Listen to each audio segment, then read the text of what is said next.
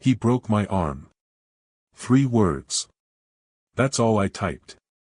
3 words meant for my mama. 3 words that accidentally went to the most dangerous man in the city. His reply. Don't move. I'm coming. A stranger. A Korean Mafia boss. A man who had no reason to care whether I lived or died. But he came anyway. And nothing, not my husband, not his powerful family, not the life I thought I knew, was ever the same again. This is the story of how a wrong number saved my life. And how the man who answered it became everything I never knew I needed. I couldn't stop shaking. Every breath sent hot knives through my ribs, but it was nothing compared to the sickening angle of my right arm. Broken. Definitely broken. The bathroom tile was cold against my legs as I huddled against the tub trying to make myself smaller. Trying to disappear. The pounding on the door matched the throbbing in my skull. Nina, opened this goddamn door. Derek. My husband. The man who had promised to love and cherish me 4 years ago. The man who had just thrown me into our glass coffee table because I mentioned visiting my mother for the weekend. Baby, I'm sorry. You know I didn't mean it. Just open the door. His voice shifted from rage to that syrupy sweetness that always came after. That voice used to work. Used to make me believe maybe this time he meant it. Maybe this time he would change. But you can only hear those lies so many times before they stop working. I fumbled for my phone with my left hand. My right arm cradled uselessly against my chest. The screen was cracked just like my trust. Just like my heart. Just like my bones. I needed my mama. She had warned me. God, she had warned me about Derek. Said his charm was like sugar on poison. Sweet on the outside. Deadly underneath. Don't you make me break down this door, Nina. My vision blurred. Partly from tears. Partly from where his fist had connected with my temple. I pulled up my contacts trying to find Mama's number. My fingers left smears of blood on the screen. Blood from the cuts on my arms. Blood from my split lip. I pressed what I thought was her contact and started typing with my thumb. Mama, he broke my arm. I'm trapped in the bathroom. He's going to kill me this time. Please help. 847, Oakwood Drive. I hit send and prayed. The bathroom door shuddered as Derek slammed his shoulder against it. The cheap lock would not hold much longer. My phone buzzed. I looked down expecting to see my mother's response. Instead I saw 2 words that made my stomach drop. Who is this? Wrong number. My heart plummeted. No. No. No. Not now. Not when I needed help more than I had ever needed it in my life. I had mistyped or hit the wrong contact. Stupid. Stupid mistake that might cost me my life. Nina, I'm counting to 3. I typed again frantically. Please help. Husband broke my arm. He's trying to break down bathroom door. I'm scared. Another buzz. The response made me freeze. Don't move. I'm coming. Address again. I did not know who this person was. But they were my only hope. I sent the address again, adding please hurry. Please don't call police. His brother is a cop. They won't help. I had learned that lesson last time. Officer Marcus Thompson, Derek's older brother, had stood in our living room looking at my bruised face and asked what I had done to provoke his little brother. Said sometimes women needed to learn when to keep their mouths shut. 1. Derek's voice was a countdown to my death. The response came back. Stay hidden. 10 minutes. Hold on. 10 minutes. I would be dead in 10 minutes. The bathroom door was not going to last 3 more seconds. 2. I pressed myself against the tub wishing I could melt through the porcelain. Wishing I could disappear. Wishing I had never said yes when Derek proposed in front of his entire surgical team. Wishing I had listened to my mama. 3. The door splintered inward. Derek filled the doorframe. His 6'3" frame heaving with exertion and rage. His eyes were not even human anymore. Just flat dark discs of hatred. I had seen that look before. It meant he was not going to stop until something broke. Usually me.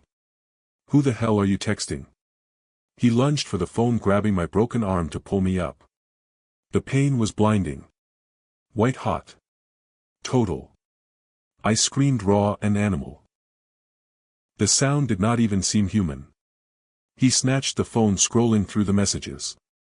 His face contorted. Who the hell is this?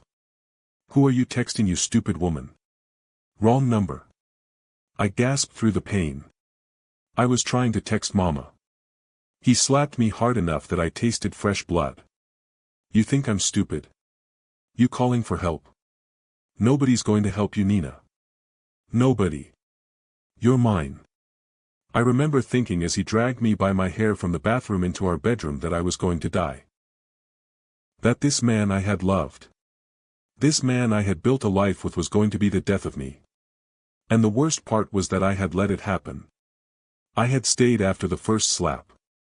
After the first punch. After the first "I'm sorry" that meant nothing. Derek threw me onto the bed and I bounced like a broken doll. My arms screaming in protest. He was pacing, running his hands through his hair, muttering about how I was making him do this. How it was my fault. Always my fault. You need to learn, Nina. You need to understand who's in charge here.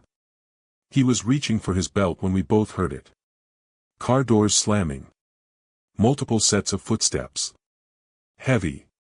Determined. Coming up the walkway to our front door. Derek froze. Who the hell? The front door did not open. It was simply removed. The entire frame splintering with a sound like a gunshot. Derek's eyes went wide. And for the first time since I had known him, I saw fear flash across his face. He reached for the nightstand drawer where he kept his gun. Too late. They moved like shadows. 3 men in dark suits entering our bedroom with the silent efficiency of predators. But it was the 4th man who made my breath catch. He was not particularly tall. Maybe 5'10".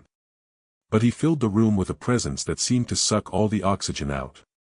Impeccably dressed in a charcoal suit that probably cost more than our mortgage payment. Korean features that seemed carved from granite. His eyes swept over me, taking in my broken arm. My bleeding face. My body curled on the bed like a wounded animal. Then those eyes settled on Derek with an intensity that made the air feel electric. Dr. Thompson. His voice carried the faintest accent. His words precise and measured. You appear to be making a serious mistake. Derek found his voice drawing himself up, trying to reclaim the power he was used to wielding in this house. Who the hell are you? This is private property. You can't just. I had never seen someone move so fast. 1 second the man was standing in the doorway. The next he was inches from Derek. One hand around his throat. My name is Simon Khan. Your wife texted me for help. I've come to provide it. I watched as Derek's face turned purple. His eyes bulging. Simon was not squeezing hard enough to cut off air completely. Just enough to establish absolute control. One of the other men approached me. His movements careful. Non-threatening. Mrs. Thompson. I'm G1. Dar. Yun is waiting outside. May I help you up? I blinked at the name. A woman. Her voice was calm. Professional. Her dark hair pulled back in a sleek ponytail. She wore the same dark suit as the men but somehow made it look elegant. I nodded, unable to find my voice. G1 gently supported my left side as I slid off the bed. Careful not to jostle my broken arm. As we moved toward the door, I heard Simon speaking to Derek. His voice so soft I barely caught the words. If you ever come near her again, they will never find your body. Do you understand me? I did not hear Derek's reply. G1 was guiding me through our destroyed living room. Past the overturned coffee table where this nightmare had started. Past the family photos on the wall that showed a smiling couple who no longer existed. Another man in a dark suit opened what remained of our front door. His face expressionless as we passed. In the driveway 2 black Escalades idled. Their windows tinted to mirror darkness. A middle-aged Korean man stood beside the first one. A medical bag in his hand. "Mrs. Thompson. I'm Dr. Yun. Let's get you comfortable and I'll examine your injuries." The back of the SUV had been modified. The seats extended into something resembling a medical examination table. Dr. Yun helped me inside. His hands gentle but confident. As he carefully splinted my arm to stabilize it for transport, I finally found my voice. "How? Who? I." I could not formulate a coherent question. Dr. Yun smiled slightly as he worked. "Mr. Kong received your message. He takes such matters very seriously. But I don't know him. I texted a wrong number. Sometimes fate works in unexpected ways." Minutes later Simon emerged from my house. Adjusting his cuffs as if he had just finished a business meeting rather than a confrontation. He slid into the front passenger seat of the Escalade and we pulled away from the house that had been my prison for 4 years. I never went back. Never saw Derek again. Never had to. That night is etched into my memory like acid on metal. Painful. Permanent. Transformative. The pain in my arm. The fear that had become so familiar I had stopped recognizing it as abnormal. And then the surreal rescue by a man I had never met. Whose number I had texted by mistake. Dar. Yun took me to a private clinic where they x-rayed my arm. Confirming what I already knew. Clean break of both the radius and ulna. 3 cracked ribs. Mild concussion. Lacerations requiring 14 stitches total. Contusions covering 20% of my body. All documented. Photographed. Catalogued with clinical precision. For the police report. Dr. Yun said. Though I never asked for one. No police. I insisted. His brother. Mr. Kong has connections that supersede local law enforcement. Dar. Yun assured me.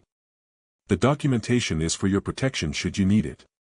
But I don't believe Dr. Thompson will be a problem again. They took me to an apartment in a high-rise downtown. The kind of building I had walked past before and wondered who lived behind those floor-to-ceiling windows with views that made the city look like a circuit board of lights.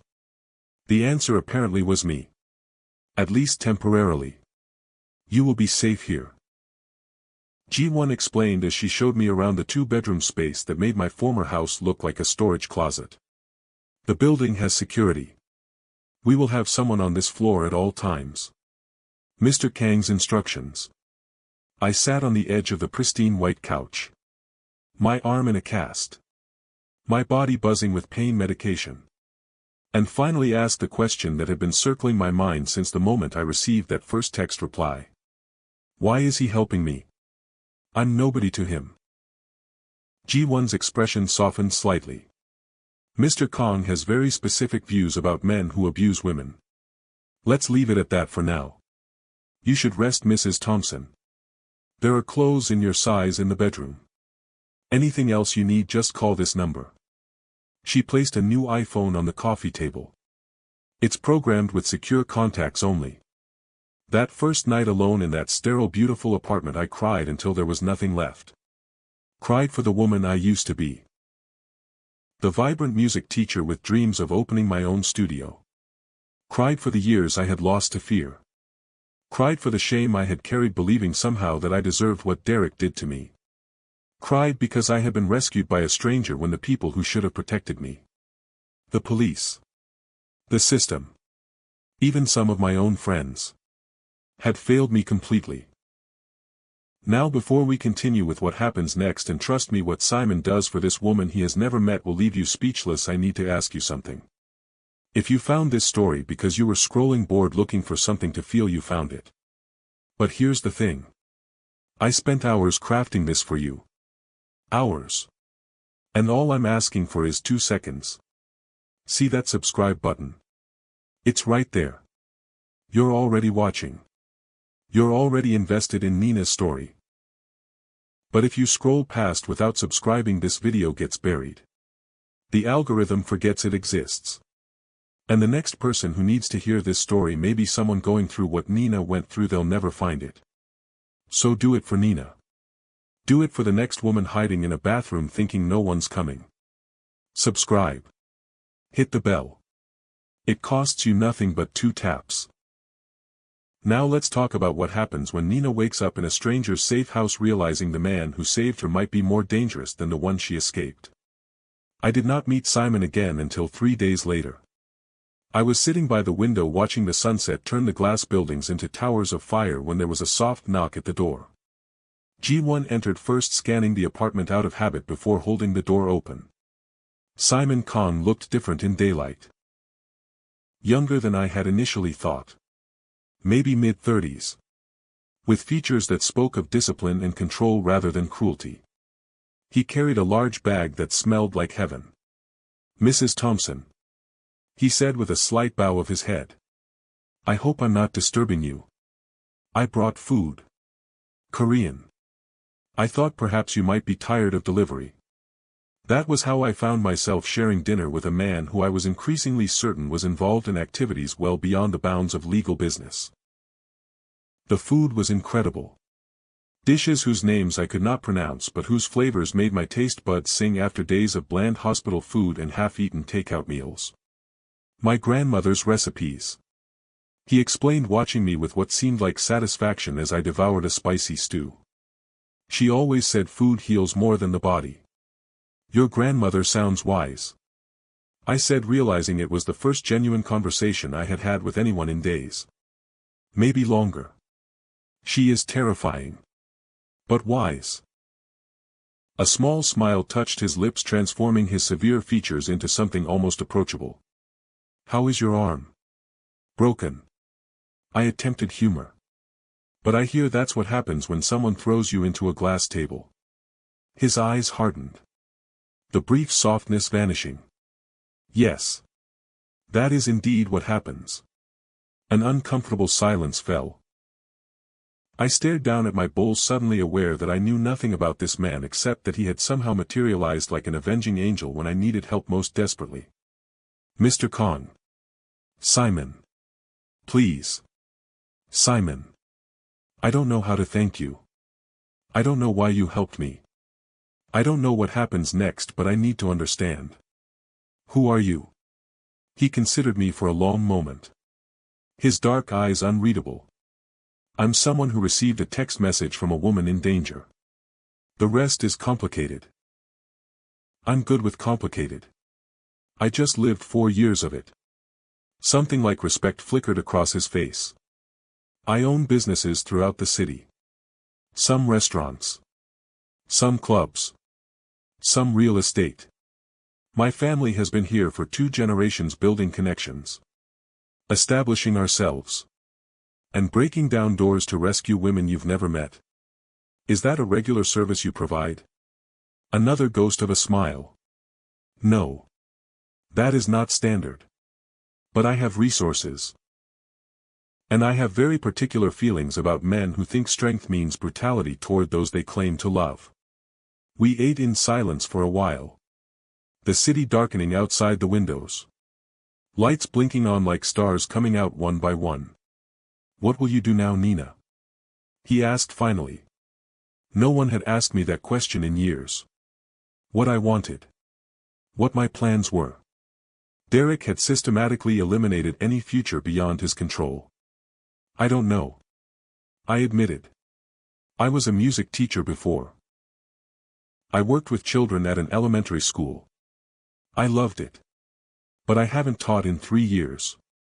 Derek said it was a waste of time. Derek sounds like he was wrong about many things. A laugh escaped me. Bitter. Surprised. Real. Yes. He was. I fund a community center in the Eastern District. Simon said. His tone casual but his eyes intent on my face. They've been looking for someone to develop a music program for children affected by community violence. When your arm heals, perhaps you would consider it. And just like that. Like a door opening where I had seen only wall. Possibility entered my life again. The next few weeks developed a rhythm. My arm healed slowly. My heart even slower. Simon visited every few days. Sometimes bringing food. Sometimes books. Sometimes just sitting in comfortable silence while we both worked. Him on his laptop. Me sketching left-handed. Rebuilding atrophied skills. I learned about him in pieces. Fragments shared between bites of bulgogi or over steaming cups of barley tea. How his grandfather had come to America with nothing but determination. How his father had built legitimate businesses alongside other enterprises that Simon alluded to but never specified. How at 28 Simon had inherited it all when his father died. But it was what he told me about his mother that changed everything. We were sitting on the balcony one evening when I asked about the woman in the photograph on his desk. A beautiful Korean woman with kind eyes and a gentle smile. My mother. He said quietly. She died when I was 12. I'm sorry. What happened? For a long moment he did not answer. When he spoke his voice was carefully controlled. My father was not always a good man. Especially not to her. She tried to leave once. Called for help. No one came. By the time I found her. He stopped. His jaw tight. I'm sorry. I said again. Understanding now why he had responded to my desperate text. I made a promise at her grave. That if I ever had the power to help someone in that situation I would. No matter what. He looked at me. His eyes holding mine. When your message came through, I did not know you. But I knew what you were facing. And I knew I could not ignore it. I reached out. Placed my hand over his. Thank you. He turned his hand over. Laced his fingers through mine. You don't have to thank me, Nina. You just have to heal. And then you have to live. My own place. Something I pay for myself. His expression did not change, but I saw something flicker in his eyes. May I ask why? Because right now I can't tell what's real and what's gratitude. I'm living in an apartment you provide. Working at a center you fund. Eating food you bring. The power imbalance here is significant. He finished my sentence. His voice quiet. Yes. And if you had your own place. Your own complete independence. My heart hammered against my ribs. Then I could figure out what I want. Who I want. Without confusion. He was quiet for a long moment. I braced myself for argument. For persuasion. For the tactics Derek would have used to keep me dependent. Instead Simon nodded slowly. I'll have G1 send you listings tomorrow. Apartments in safe neighborhoods within your budget. Just like that. He tilted his head slightly. What did you expect? I don't know. Resistance. Arguments about safety. Something. Nina. He leaned forward. His eyes holding mine. I did not save you from one cage to put you in another. If you need independence to trust what's between us, then independence is what you will have. I stared at him. This man who commanded rooms full of dangerous people. Who had made my husband cower with a single hand around his throat. Who could have demanded anything from me and probably gotten it. And he was letting me go. Because I asked. That's when I knew I was falling in love with him. I found a small one-bedroom apartment in a neighborhood close enough to the center that I could walk to work. The rent stretched my salary thin, but it was mine. Every lamp I placed. Every picture I hung. Every plant I positioned on the windowsill was a declaration. This is Nina's space. Nina's life. Nina's choice. The first night there I expected to feel triumphant. Instead I felt the absence of Simon like a missing limb. The next morning my phone buzzed. May I bring dinner to your new home this evening? Your choice of cuisine. I smiled at the screen for longer than I should have. Korean. Obviously. We established new patterns. He would come to my apartment 2 or 3 evenings a week. Sometimes I would go to his. A stunning penthouse that somehow managed to be both minimalist and warm. Filled with art and touches of his heritage. We explored the city together. Restaurants. Galleries. Parks I had never visited despite living here for years. Derek had kept my world small. Simon seemed determined to expand it infinitely. But we had not crossed certain lines. He had not kissed me. Had not pushed for more than I offered. Sometimes his hand would brush mine and linger. Sometimes his eyes would drop to my lips before snapping back up. But he always pulled back. Always gave me space. Until the night of the gallery opening. It was a showcase of Korean-American artists and Simon had invited me as his guest. I wore a dress G1 had helped me choose. Deep burgundy. Simple but elegant. When Simon saw me, his usual composure cracked for just a moment. You look. He paused. Searching for words. Beautiful seems inadequate. I felt heat rise to my cheeks. You clean up pretty well yourself. He smiled. That rare full smile that transformed his face. Shall we? The gallery was stunning. The art even more so. I found myself deep in conversation with one of the painters. A young woman whose work explored identity and displacement. I gestured animatedly as I discussed technique and meaning. Forgot for a moment that Simon was even there. When I finally turned back to him, he was watching me with an expression I could not name. What? You're magnificent when you're passionate. He said it simply. Like stating a fact. The sky is blue. Water is wet. You're magnificent. Later. Outside my apartment building. He walked me to the door like he always did. But this time he paused. His eyes searching mine in the dim light. May I kiss you, Nina? The fact that he asked. That he gave me the choice. Made my answer inevitable. Yes. His lips met mine gently. The kiss brief but electric.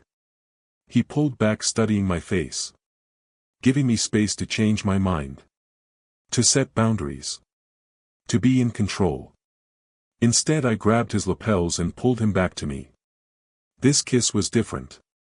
Deeper. Full of months of restraint finally breaking. When we separated, we were both breathing hard. His usual composure deliciously shattered. I've wanted to do that since the night you argued with me about whether jazz or classical was better for children's development. He admitted. His voice rougher than I had ever heard it. That was 3 months ago. I'm a patient man. Not too patient, I hope. I surprised myself with my boldness. His smile was slow and full of promise. Only as patient as you need me to be. What followed was a revelation. I had worried that intimacy might trigger memories of Derek. The way he had used my body as another tool of control. Taking what he wanted. Never asking what I needed. But Simon approached me with the same careful attention he gave everything important. Learning what pleased me. What made me comfortable. What made me forget my own name. The first time I flinched when his hand moved too quickly toward my face, he froze immediately. Then slowly, deliberately placed my hand on his face instead. Giving me control. You set the pace, Nina. Always. When certain touches made me tense with remembered pain, he adjusted without comment or judgment. When nightmares sometimes woke me gasping and crying, he would hold me without pressing for details. His heartbeat steady under my ear until I could breathe again. We still argued. About his overprotectiveness. About the parts of his business he would not discuss. About my insistence on walking to work despite his security concerns. But beneath every disagreement was a foundation of respect I had never known with Derek. Simon might disagree with me.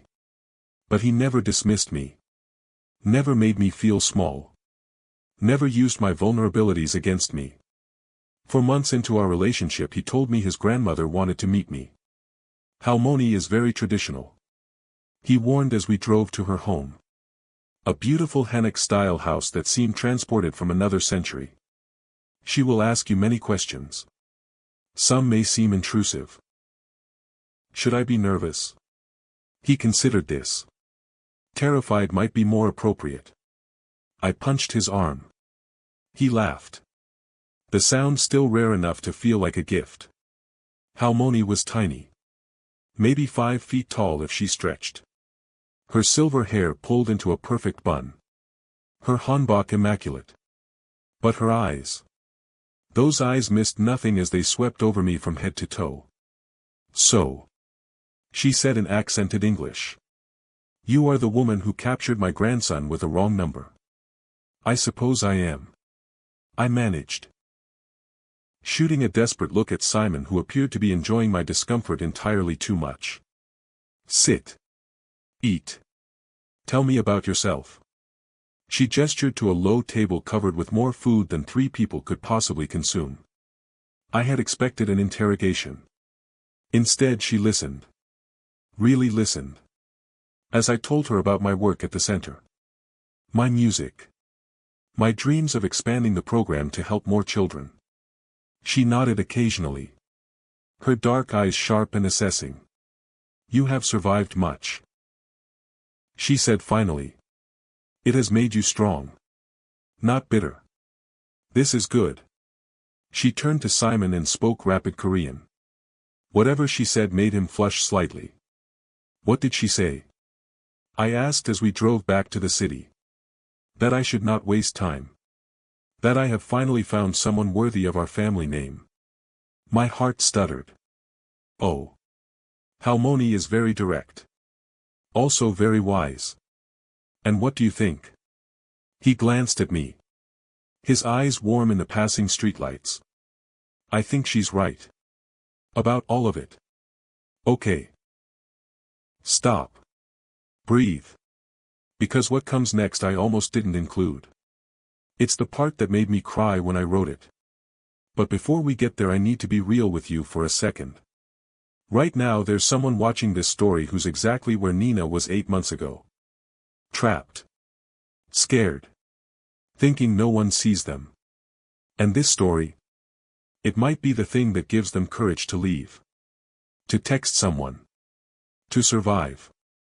But that person will only find this video if you help me. Every subscribe. Every like.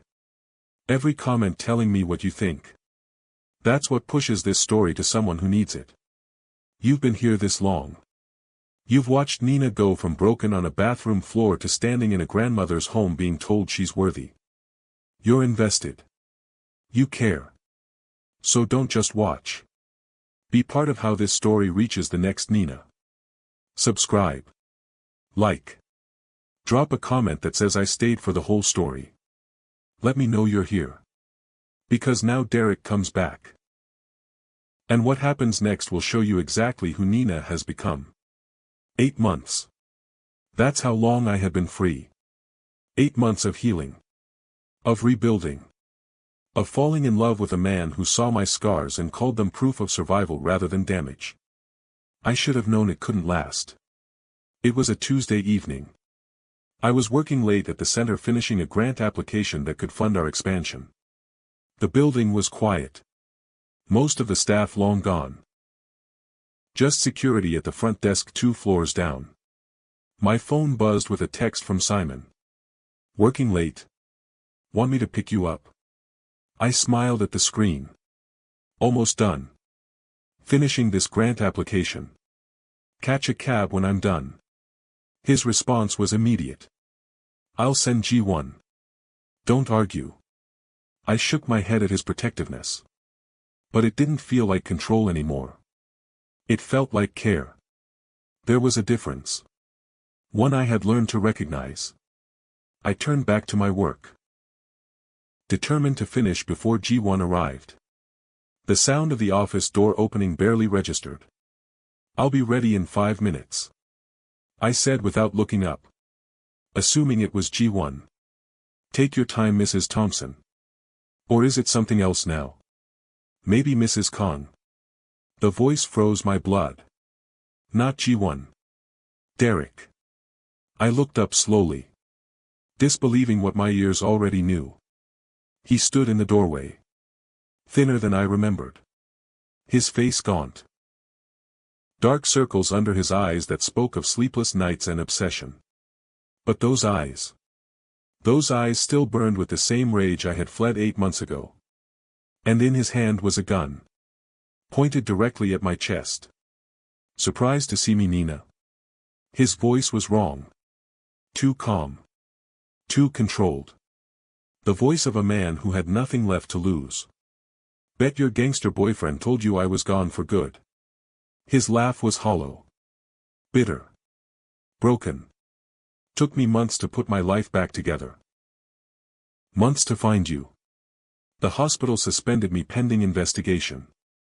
My brother can't help me anymore. Your boyfriend made sure of that. He stepped further into the room. The gun never wavering. But here we are. Reunited at last. My heart hammered against my ribs so hard I thought it might crack them. But something else rose alongside the fear. A cold, clear anger that surprised me with its intensity. This man had stolen 4 years of my life. Had broken my body. Had nearly broken my spirit. Had isolated me from everyone who loved me. Had made me believe I deserved his violence. And here he was. Thinking he could waltz back in and terrorize me again. What do you want, Derek? My voice was steadier than I expected. What's mine? You. But first. His smile was cruel. First, I'm going to make your boyfriend pay for what he did to me. For thinking he could take what belongs to me. I don't belong to anyone, Derek. That's something you never understood. His face twisted with rage. You don't talk to me like that. You don't get to talk to me like that. He lunged forward, grabbing my arm, yanking me up from my chair. I was ready. My free hand found a heavy ceramic mug on my desk. A gift from one of the children. Painted with wobbly music notes and the words "Best Teacher." I swung it hard. It connected with his temple with a sickening crack. Derek staggered. His grip loosening. The gun dipping toward the floor. I didn't hesitate. I drove my knee up into his groin exactly as Simon had taught me. Followed by an elbow to his face as he doubled over. The gun clattered to the floor. We both dove for it. His fingers closed around it first, but I was faster than I used to be. Stronger. I stomped on his hand with everything I had. He howled in pain. The gun skittered across the floor. I kicked it under the desk and scrambled back. You bitch. Blood poured down the side of his face as he struggled to his feet. I'll kill you for that. No. You won't. I hit the emergency alarm button on the wall. The one Simon had insisted on installing when he funded the center's renovation. A shrieking wail filled the building. Derek's eyes went wild. Desperate. He charged at me. But I wasn't the woman he used to beat. I wasn't the woman who curled up and took it. I wasn't the woman who believed she deserved his fists. I sidestepped. Used his momentum against him exactly as Simon had drilled into me during months of training. Sent him crashing into the wall. He rebounded. Threw a wild punch. It caught my shoulder but missed my face. I struck back. Not the ineffectual slaps of a victim. But the targeted strikes of a woman who had learned to defend herself. Who had learned she was worth defending. My palm heel connected with his nose. Blood sprayed. He stumbled back howling. We were still struggling when the door burst open. G1 stood there. Her normally composed face transformed by cold fury. Behind her were 2 of Simon's men. Weapons drawn. Derek froze. His eyes darting between them like a cornered animal. Mrs. Kim. G1 said.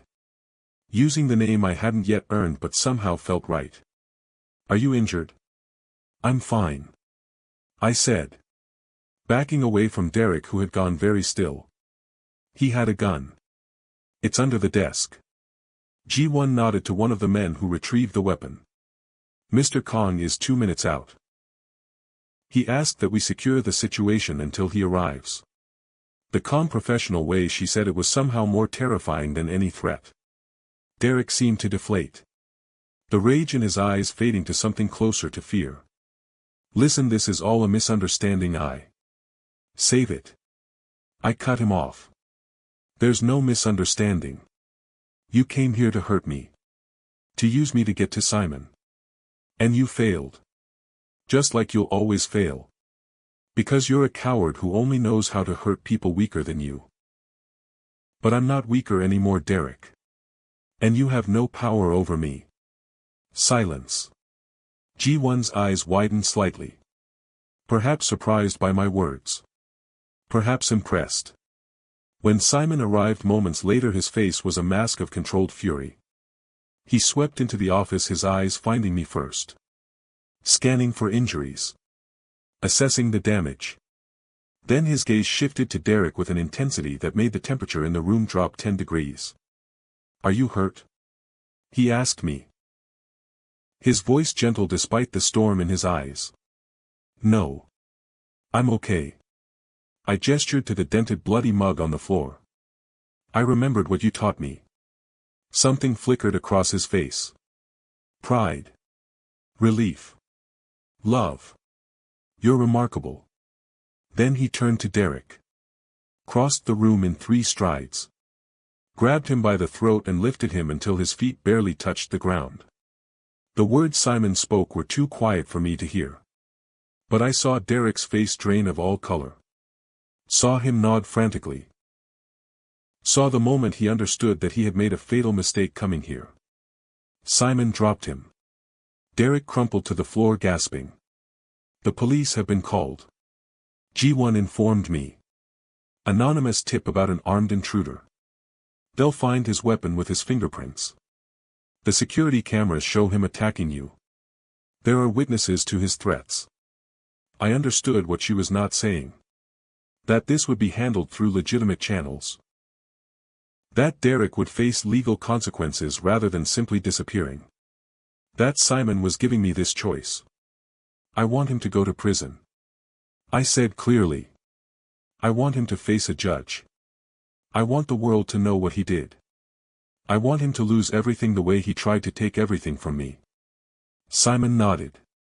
A slight bow of acknowledgement. Then that is what will happen. Police arrived 10 minutes later. They found a clear case of breaking and entering. Attempted kidnapping. Assault. Terroristic threats. Derek was led away in handcuffs. His earlier bravado replaced by a defeated shuffle. He did not look at me as he passed. I did not need him to. Later that night. In Simon's penthouse. As he gently applied ice to the bruise forming on my shoulder. I finally asked what he had said to Derek in those whispered moments. I told him this time he would face justice the American way. Through courts. Through law. Through a system that will strip him of everything he valued. His eyes met mine. Serious and steady. But I also told him that if he ever came near you again. If he ever spoke your name. If he ever so much as thought about you. He would face justice my way. And he would pray for death long before it came. That should probably frighten me. Does it? I considered. This man who loved me. This man who would kill for me but chose not to because I asked. This man who had given me back my life and then stepped back so I could live it on my own terms. No. I said. Because I know the difference now. Between a man who hurts the woman he claims to love. And a man who would burn down the world to protect her. But respects her enough to let her fight her own battles first. He pulled me gently into his arms. Mindful of my bruised shoulder. You fought back. You protected yourself until help arrived. You were magnificent. I'm not the woman he broke anymore. I said quietly. You never were. Simon murmured against my hair. You were always strong, Nina. He just made you forget. 2 months later Derek pleaded guilty to multiple charges. His medical license was revoked. His family's attempts to make the case disappear failed spectacularly when evidence emerged of other victims. Other women he had hurt. Other lives he had damaged. He was sentenced to 15 years. No possibility of early parole. The same week my grant application was approved. Funding for 3 new music therapy programs across the city. Hundreds of children who would find healing through melody and rhythm. And Simon proposed. Not with grand gestures or public displays. But quietly. On the balcony of the apartment where I had begun to heal a year ago. The city spread out below us like a carpet of lights. He held out not a diamond but a delicate jade ring that had belonged to his grandmother. Halmoni wanted you to have this. He said. His usually confident voice soft with vulnerability. If you'll accept it. If you'll accept me. With all my complications and contradictions. I looked at this man. This feared mafia boss who brought me soup when I was sick. Who held me through nightmares. Who had never once tried to control me or own me. Who had helped me find my strength and then celebrated when I used it. Yes. I said. Holding out my hand. With all your complications and contradictions. Just as you accept all of mine. As he slid the ring onto my finger I thought about the desperate woman huddled in a bathroom 1 year ago. Typing a frantic message to the wrong number. I could not have imagined then that a Korean mafia boss would respond, "Don't move, I'm coming." And proceed to not just save my life but help me reclaim it entirely. Some people call it coincidence. Simon calls it fate. I call it the beginning of a story I never could have written for myself. A story of survival. Of strength found in unexpected places. Of love that doesn't demand submission but instead celebrates freedom. The wrong number was the only thing that went right. If this story made you feel something, anything, then you already know what to do. Subscribe. Share this with someone who needs to believe that help can come from the most unexpected places. And comment wrong number so I know you made it to the end. I'll see you in the next one.